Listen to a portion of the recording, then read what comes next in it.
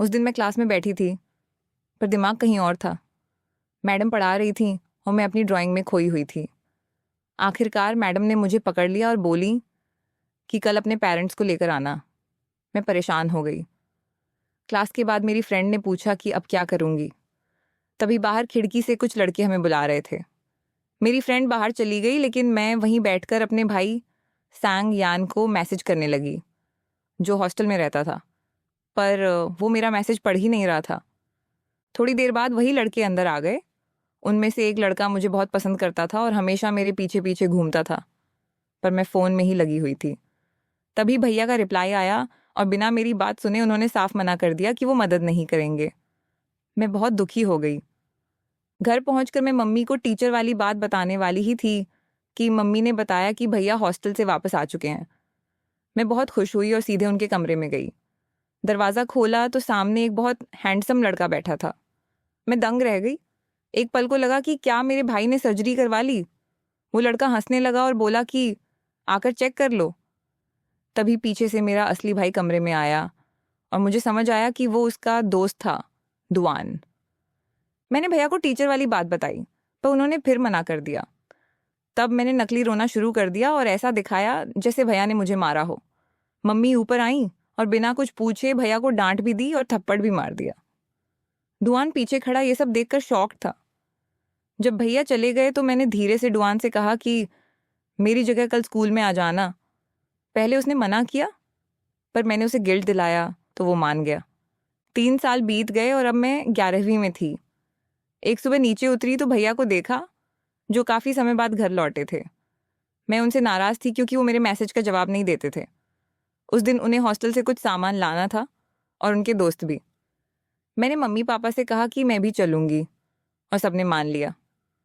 Hostel पहुंचकर मैंने car में एक फॉक्स डॉल उठाई ही थी कि पीछे से किसी ने पूछा कि मैं कौन हूं और उसकी चीज़ें क्यों छू रही हूं।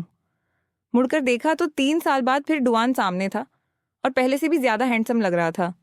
उसने मुझे पहचान लिया। मैंने कहा कि अब मैं 8वीं की बच्ची नहीं हूँ, 11वीं में हूँ। वो फिर भी मुझे छेड़ रहा था। हम दोनों हंस पड़े। उस रात मेरा नोटबुक हॉस्टल में रह गया था। भैया के फ़ोन से डुआन ने मुझे कॉल किया। मैंने मजाक में कहा कि होमवर्क भी कर देना। उसने कहा कि सुबह 6 बजे बस स्टॉप पर मिलो, वो नोटबुक भी देगा और मदद भी करेगा। मैं एक्साइटेड हो गई। अगली सुबह वो थोड़ी देर से आया, पर आया। वो मुझे स्कूल तक ले गया, टीचर से मेरी तरफ से बात की और फिर दोपहर को मेरे बैग में पूरा लिखा हुआ ऐसे रख दिया। मेरा दिल वहीं पिघल गया। धीरे धीरे मुझे वो अच्छा लगने लगा। उसके साथ बिताए हर पल में मैं ब्लश करती थी। वो चिढ़ाता था, मैं गुस्सा करती, पर उसे देखकर दिल खुश हो जाता था। एक दिन बारिश में भैया मुझे उनके दोस्तों के साथ डिनर पर ले गए। कार में डुआन सो रहा था और मैं उसे देख रही थी। तभी उसने आंखें खोली और पूछा कि हेलो भी नहीं करोगी। मैं डर गई। रेस्टोरेंट पहुंचकर मेरे कपड़ों पर दाग लग गया था और उसी ने मुझे अपनी जैकेट से ढक दिया। वो भैया के साथ जाकर मेरे लिए पैड्स भी खरीद लाया। उस दिन पहली बार लगा कि कोई मेरा इतना ख्याल रखता है। मेरी दोस्त मिनी मुझसे जलने लगी थी क्योंकि फूहांग मुझे पसंद करता था, मिनी को नहीं। स्पोर्ट्स डे पर मैंने हाई जंप में हिस्सा लिया। मैं गिर गई और मेरा पैर चोटिल हो गया। टीचर ने गलती से डुआन को मेरा भाई समझ लिया और मैंने जो गलत फहमी शुरू की थी वो वहीं से फैलने लगी। एक दिन मिनी मुझे साइबर कैफ़े ले गई और वहाँ 3 लड़कियां हमें पकड़कर पैसे मांगने लगीं। मेरे पास केवल 50 रुपये थे। उन्होंने धमकी दी कि कल और पैसे लाने होंगे। मैं डर गई। मैं रोते हुए बाहर आई और वहीं डुआन मुझे ढूंढते हुए पहुंच गया।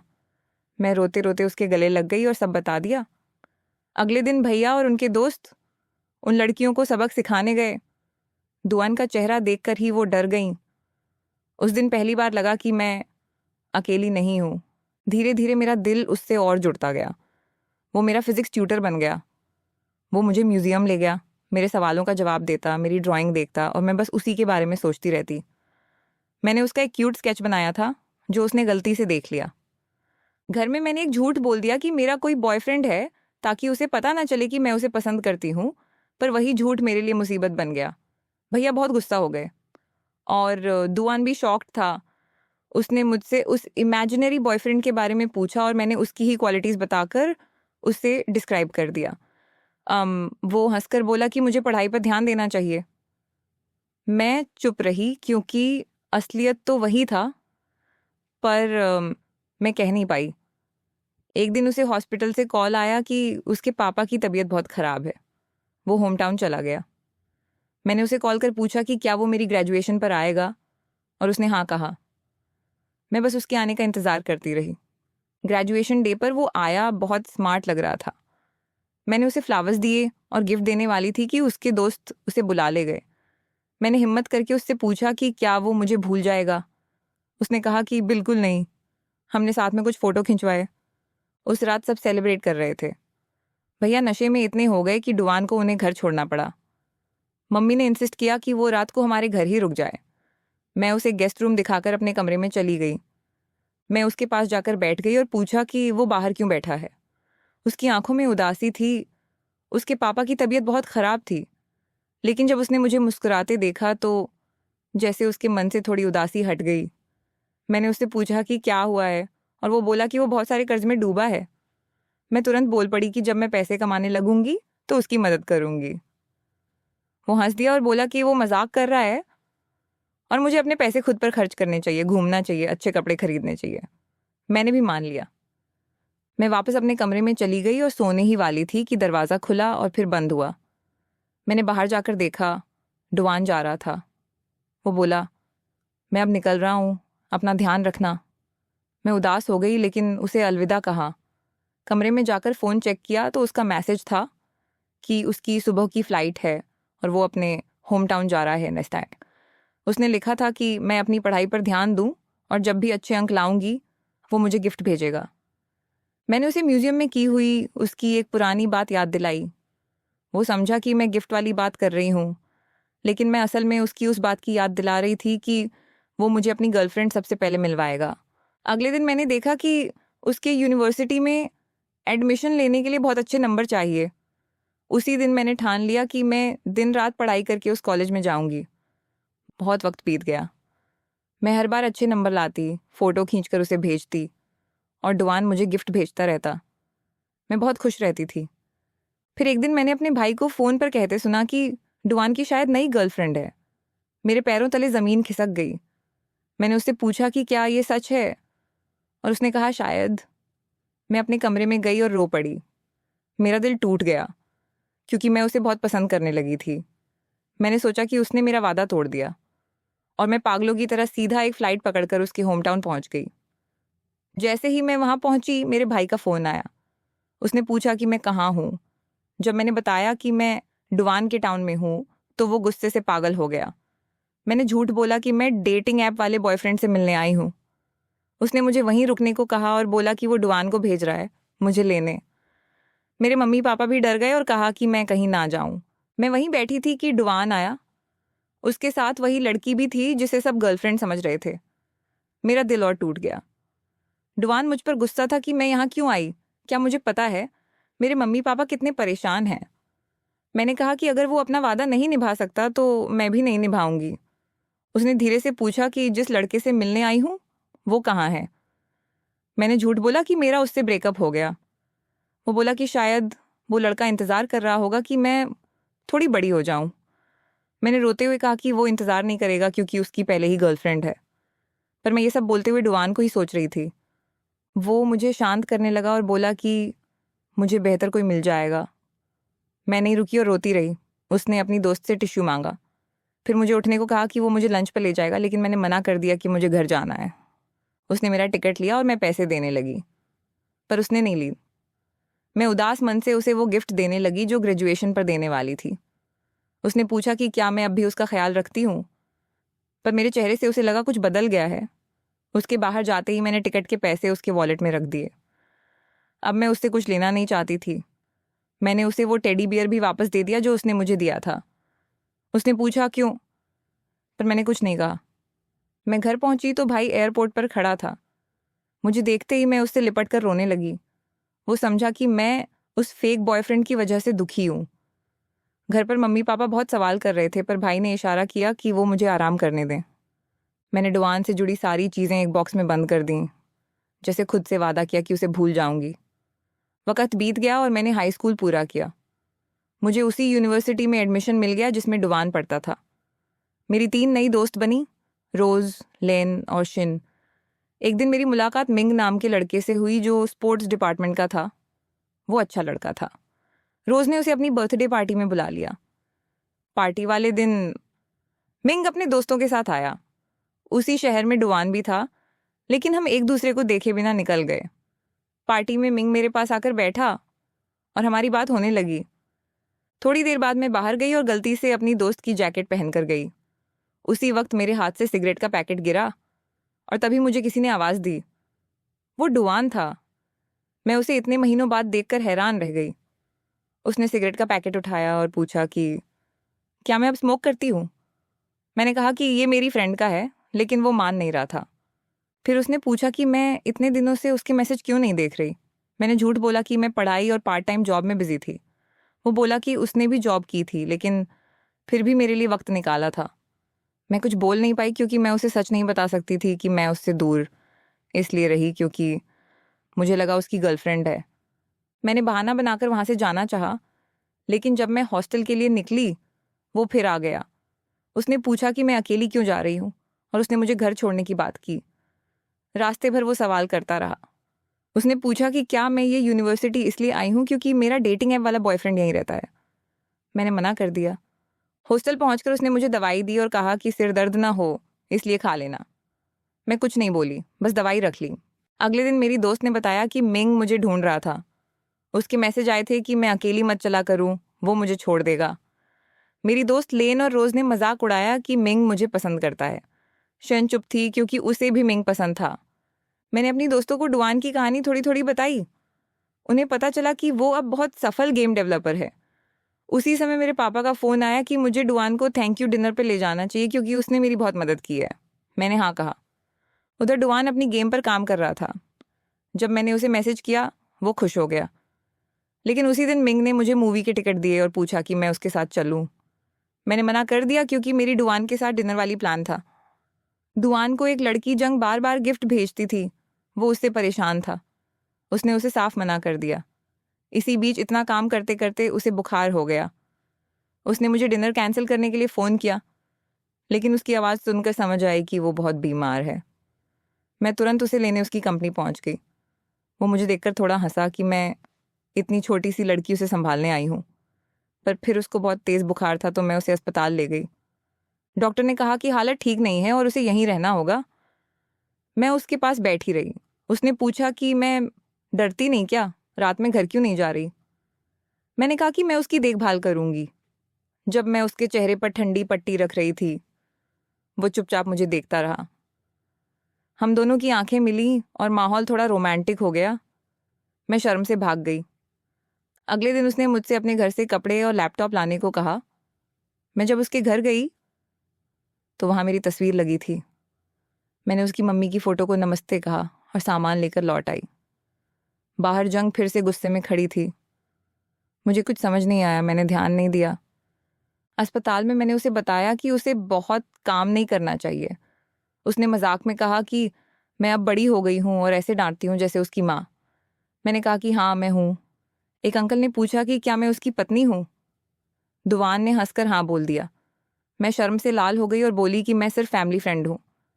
फिर मैं कॉलेज लौट आई। अगले दिन मिंग ने मूवी के लिए पूछा और मैंने हाँ कर दिया। हम गए भी, टाइम भी अच्छा बीता। लेकिन रात को मेरे दोस्तों की नई ईयर पार्टी थी और मैं नहीं जाना चाहती थी। मिंग सिर्फ मेरे लिए जाना चाहता था, लेकिन मैंने मना कर दिया।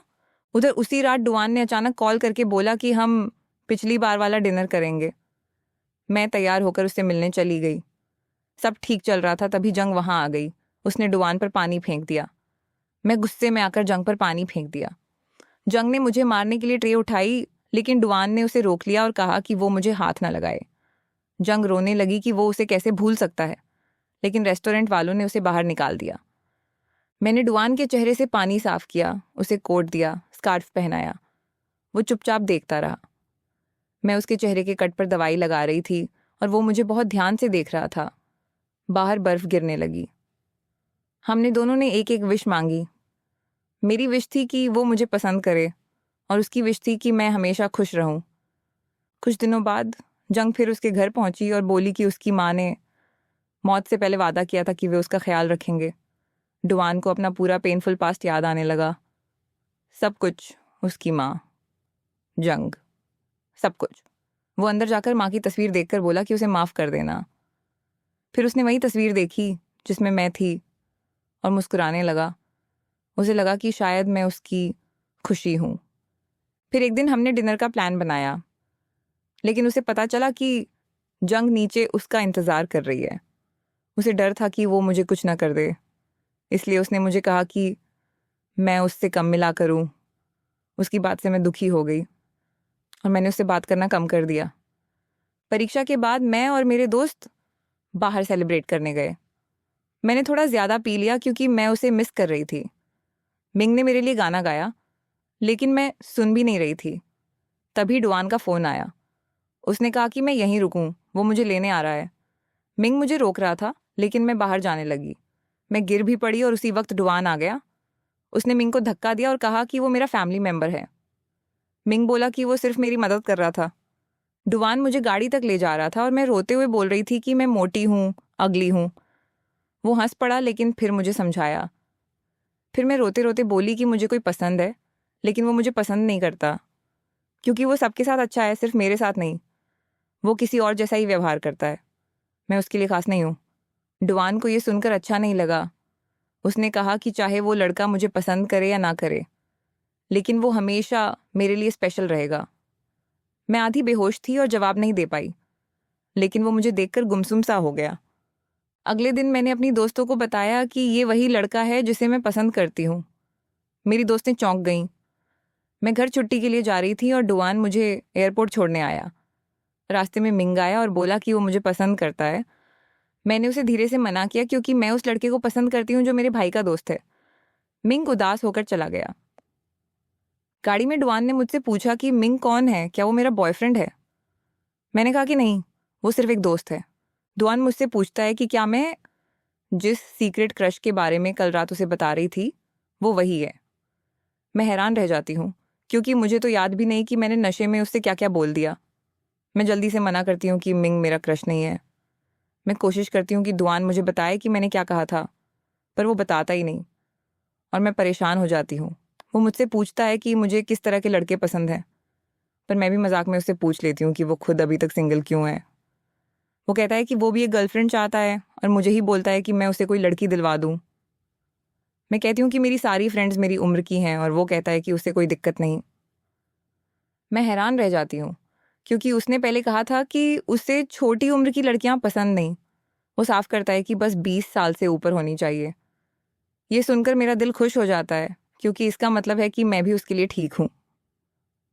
घर पहुंचने पर सनान मुझे एयरपोर्ट से लेने आता है। मैं सबके लिए गिफ्ट लाई थी, पर सान को मेरे दिए हुए चश्मे पसंद नहीं आते। बाद में उसे एहसास होता है कि पहली बार मैं उसके लिए इतनी सोच समझकर कुछ लाई हूँ, तो वो मान जाता है। सब मुझे देखकर खुश होते हैं, और सान भी, जो हमेशा मुझे परेशान करता रहता था। इधर दुआन के दोस्त, जिसकी शादी होने वाली है, उससे पूछते हैं कि वो जिस लड़की को पसंद करता है उसे कब प्रपोज करेगा। वो डुआन से कहता है कि जल्दी कर, वरना वो किसी और के साथ चली जाएगी। डुआन कहता है कि अगर ऐसा हुआ तो वो उसके लिए खुशी होगा। उसका दोस्त पूछता है कि क्या वो लड़की किसी और को पसंद करती है और क्या उसने कुछ बताया। डुआन बताता है कि उसने कहा है कि उसका क्रश बहुत दयालु है और सबके साथ एक जैसा बिहेव करता है। उसका दोस्त हंसते हुए कहता है कि वो तो डुआन की तरफ इशारा कर रही है। डुआन मना कर देता है, लेकिन उसके मन में ये बात अटक जाती है। कुछ दिन बाद शादी का दिन आता है। मैं भी वहां जाती हूँ और डुआन बार बार मेरी तरफ देखता है। मैं जब स्ट्रॉबेरी लेने जाती हूँ और किसी और ने ले ली, तो मैं थोड़ा उदास होकर बैठ जाती हूँ। डुआन ये सब नोटिस करता है। वो फिर मेरे क्रश के बारे में पूछता है, उसका नाम, वो क्या पढ़ता है, और मैं हकलाने लगती हूँ। देर हो जाती है और मैं सनान को कहती हूँ कि मैं घर जा रही हूँ, पर वो सुनता नहीं। मैं अकेले निकल पड़ती हूँ, लेकिन दुआन मेरा पीछा करते हुए आता है और कहता है कि उसने सनान के कार की चाबी ले ली है और वो मुझे छोड़ देगा। मैं मना करती हूँ, फिर मान जाती हूँ। रास्ते में वो मेरे लिए स्ट्रॉबेरी खरीद कर लाता है। मैं इतनी खुश हो जाती हूँ कि वहीं खाने लगती हूँ। वो मुझसे कहते हैं कि हाथ आगे करो, और मेरे हाथ से एक स्ट्रॉबेरी उठाकर खा लेता है। मैं शौक में होती हूँ और वो मुस्कुरा रहा होता है। घर पहुंचकर वो पूछता है कि क्या मैं कल हॉस्टल वापस जा रही हूँ, क्योंकि वो भी जा रहा है और हम साथ जा सकते हैं। मैं हाँ कह देती हूँ। फिर वो मुझे एक खूबसूरत ब्रेसलेट देता है मैं घर जाकर तुरंत इसका मतलब गूगल करती हूँ और पता चलता है कि अगर लड़का लड़की को ब्रेसलेट दे तो इसका मतलब है कि वो उसे पसंद करता है। मैं खुशी से पागल हो जाती हूँ। अगले दिन हम एयरपोर्ट पहुँचते हैं। वहाँ दुआन का पुराना दोस्त पूछता है कि क्या मैं उसकी गर्लफ्रेंड हूँ। फिर हंसकर कहता है कि उसकी गर्लफ्रेंड तो जैंग है। दुआन पूछता है कि उसे किसने बताया। मेरा चेहरा उतर जाता है। मैं पूछती हूँ कि जैंग कौन है। दुआन बताता है कि वही लड़की जिसने उस पर पानी फेंका था। मैं सोचती हूँ कि एयरपोर्ट वाली लड़की उसकी गर्लफ्रेंड है और ये सोचकर वो मेरी ओर देखकर हंसने लगता है। हॉस्टल पहुंचकर मैं उसे गुड बाय कहने नीचे भागती हूँ। रोज मुझे देखकर पूछती है कि क्या मुझे सच में वो पसंद है और मैं क्यों नहीं बता देती। मैं कहती हूँ कि वो मुझे बचपन से बहन जैसा समझता है, मैं कैसे बोलूँ। रोज कहती है कि उसका बर्ताव अब बदल गया है और शायद वो भी मुझे पसंद करता है। मैं सोच में पड़ जाती हूँ। उधर दुआन कार में बैठा सोच रहा होता है कि मेरा क्रश वही है। आखिरकार उसे सब समझ आ जाता है कि मैं उसी के बारे में बात कर रही थी। वो अपने दोस्त को फोन करता है और कहता है कि उसे सब पता चल गया। उसका दोस्त हंसकर कहता है कि उसे पहले ही पता था कि मैं दुआन को पसंद करती हूँ। दुआन बहुत खुश हो जाता है। कुछ दिनों बाद दुआन मुझे डिनर के लिए पूछता है। मैं मान जाती हूँ। मेरी फ्रेंड्स भी खुश होती हैं कि मैं अपने क्रश के साथ डेट पर जा रही हूँ। जब मैं तैयार होकर उससे मिलने जाती हूँ तो वो मुझे देखकर ही रुक जाता है और कहता है कि मैं बहुत सुंदर लग रही हूँ। मैं खुश होती हूँ, लेकिन फिर वो कहता है कि हमें पहले किसी से मिलना है। मेरा मूड खराब हो जाता है। मुझे लगता है कि वो मुझे अपनी गर्लफ्रेंड से मिलवाने ले जा रहा है। रेस्टोरेंट में वही एयरपोर्ट वाली डायरेक्टर बैठी होती है। वो साफ करती है कि वो उसकी गर्लफ्रेंड नहीं है। वो कहती है कि डुआन मुझे बहुत पसंद करता है और वो मुझे रोते हुए कभी नहीं देख सकता। मैं खुद को कोसने लगती हूँ कि मैंने उसे गलत समझा। फिर डुआन मुझे बाहर ले जाता है और पहली बार मुझे अपनी फ्रेंड कहता है। इससे मैं चौंक जाती हूँ क्योंकि वो हमेशा मुझे बहन कहता था। फिर हम मूवी देखने जाते हैं, पर कॉफ़ी में दूध होने की वजह से मुझे एलर्जी हो जाती है। वो मुझे डॉक्टर के पास ले जाता है और मेरी बहुत देखभाल करता है। वो मुझे देखता रहता है और कहता है कि मैं बहुत क्यूट लग रही हूँ। बाद में वो पूछता है कि क्या मैं अपना बर्थडे उसके साथ मनाऊंगी। मैं हाँ कह देती हूँ। बर्थडे वाले दिन वो मुझे लेने आता है और मिंग मुझे गिफ्ट देता है। दुआन उसे मेरे हाथ से छीनकर खुद पकड़े रहता है। वो पूछता है कि मेरा क्रश कैसा है, लंबा, हैंडसम। मैं हाँ कहती हूँ और वो और करीब आ जाता है, जैसे कुछ कहने ही वाला हो।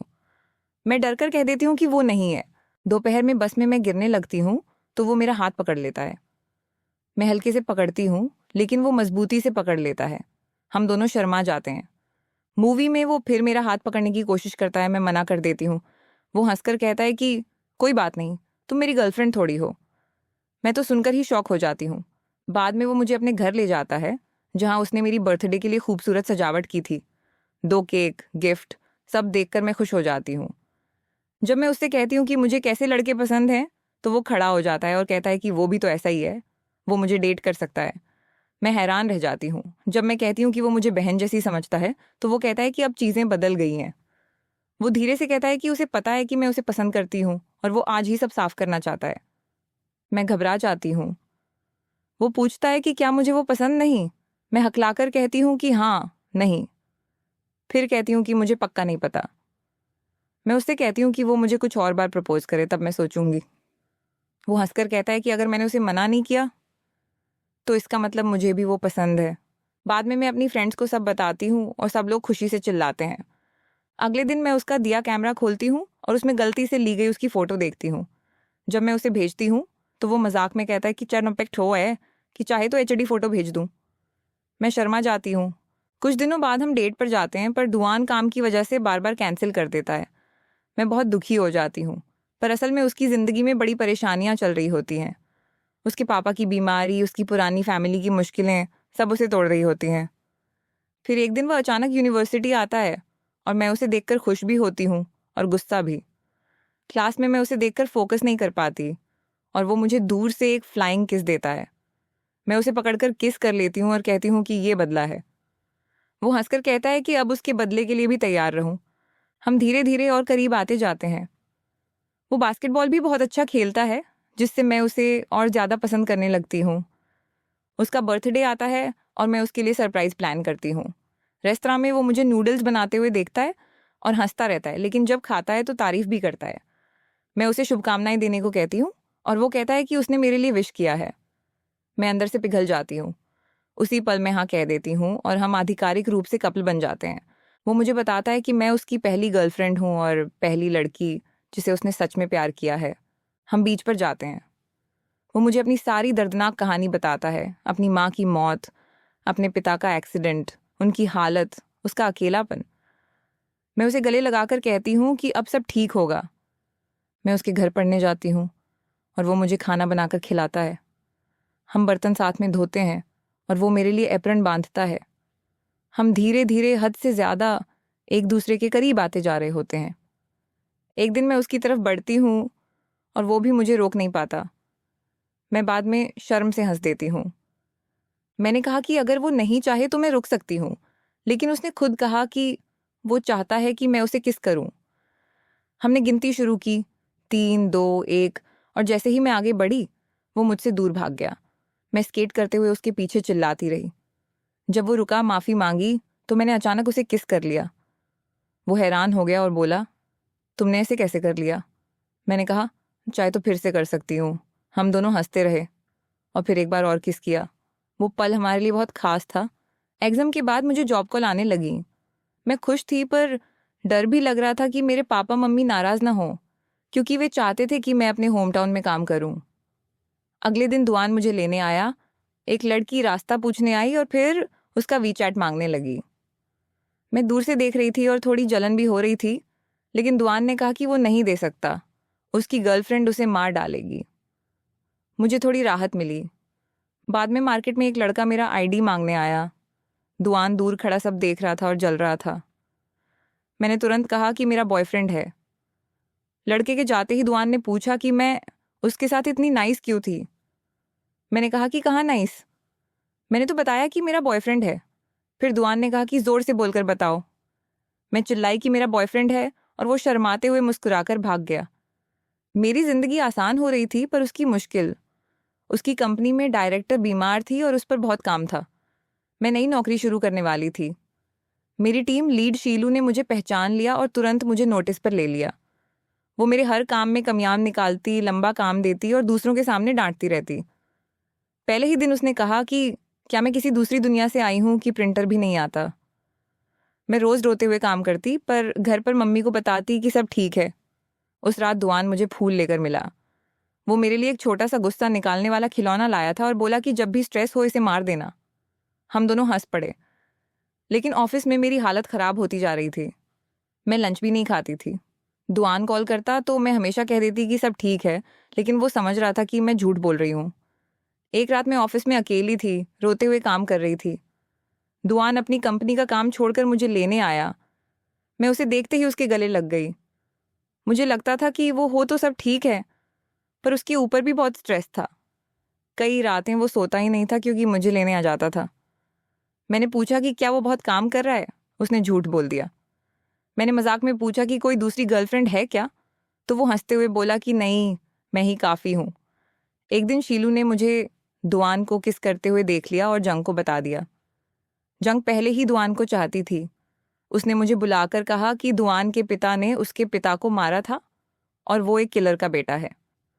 मैं कांप गई, लेकिन मैंने कहा कि उस गलती के लिए दुआन जिम्मेदार नहीं है। जंग ने पूछा कि क्या मेरे माता पिता मुझे उससे शादी करने देंगे, और मैं चुप रह गई। दुआन ने मुझे गले लगाकर कहा कि वो मुझे कभी नहीं छोड़ेगा। लेकिन तूफान तब आया जब मेरे भाई ने हमें साथ देख लिया। वो गुस्से में दुआन को सुनसान जगह लेकर गया और उसे पीटा। दुआन ने साफ कहा कि वो मुझसे बहुत प्यार करता है और चाहे मार लो, वो मुझे नहीं छोड़ेगा। भाई पिघल गया और उसे अपने घर ले गया। वहां देखकर कि फ्रिज में मेरी पसंद की चीजें थीं, मेरे चप्पल, मेरी फोटो, उसे समझ आ गया कि हमारा रिश्ता सच्चा है। कई दिनों बाद मेरी मीटिंग में मेरे आइडिया की तारीफ हुई, लेकिन शीलू ने मुझे दूसरों के सामने बेइज्जत किया और कहा कि दूसरों के बॉयफ्रेंड चुराने वाली लड़कियां ऐसी ही होती हैं। मेरे दिल में बहुत चोट लगी। भाई शहर छोड़ने वाला था, लेकिन उसने मेरी आंखों में दर्द देख लिया। दुआन ने भी देख लिया कि मैं कितना झेल रही हूँ। मैं छुपाना चाहती थी, पर छुपा नहीं पाई। धीरे धीरे दुआन सबके खिलाफ मेरे लिए खड़ा होने लगा। एक दिन हॉस्टल का एसी खराब हुआ तो वो मुझे अपने घर ले आया। उस रात हम दोनों एक दूसरे की ओर करीब आ गए। वो रात हमारी जिंदगी बदल गई। इंटर्नशिप के आखिरी दिन मैंने सबको गिफ्ट दिए। शीलू भी थोड़ी बदल गई थी, शायद उसे समझ आया कि जंग गलत थी। दुआन का गेम लॉन्च हुआ और पहला दिन ही सुपरहिट था। उसे प्रमोशन मिला। हम कैंपिंग पर जाना चाहते थे, लेकिन बारिश हो गई तो घर के अंदर ही टेंट लगाकर छोटी सी दुनिया बना ली। वो पल बहुत प्यारा था। एक दिन मेरी माँ ने वीडियो कॉल किया। मैं उसके साथ थी लेकिन छुपा रही थी। फ़ोन गिर गया और भाई ने सब देख लिया। धीरे धीरे सबको पता चल गया कि दुआन मेरा बॉयफ्रेंड है। माँ ने कहा कि उसके पिता की वजह से मुझे परेशान किया जाएगा। पापा ने दुआन को कहा कि उनकी बेटी अमीर है और खुश है और उसके परिवार की वजह से मैं दुखी हो जाऊंगी। दुआन टूट गया और मुझसे भी छुपाकर अपने होम टाउन चला गया। मैं उसे ढूंढते हुए उसके घर गई और उसे अपनी बचपन की डायरी दिखाई, जिसमें लिखा था कि मैं हमेशा से उसे पसंद करती थी। वो रो पड़ा और मुझे गले लगा लिया। उसने कहा कि वो मुझे कभी नहीं छोड़ेगा। उसने अपने शहर में कंपनी बनाने का फैसला किया ताकि मेरे पापा को साबित कर सके कि वो मुझे खुश रख सकता है। इसी बीच उसके पिता की मौत हो गई। वो बिखर गया लेकिन मैं उसके साथ थी। हम उसकी माँ की कब्र पर भी गए और उसने अपनी माँ को बताया कि मैं ही वो लड़की हूँ जिसे वो हमेशा प्यार करता था। 2 साल बीत गए। मैंने पढ़ाई पूरी की और उसने अपनी कंपनी खड़ी कर ली। एक दिन मेरे ग्रेजुएशन पर उसने मेरी फैमिली, मेरे दोस्त, सबको बुलाकर मुझे प्रपोज किया। वो घुटनों पर बैठकर बोला कि क्या मैं उससे शादी करूंगी। मेरी आंखों में आंसू आ गए और मैंने हाँ कह दिया। सबने तालियां बजाईं और हम दोनों एक दूसरे को किस किया। यही हमारी लव स्टोरी है, प्यार, संघर्ष और खुशियों से भरी। हम दोनों अब सच में खुश हैं, जैसे जिंदगी आखिरकार मुस्कुरा रही हो।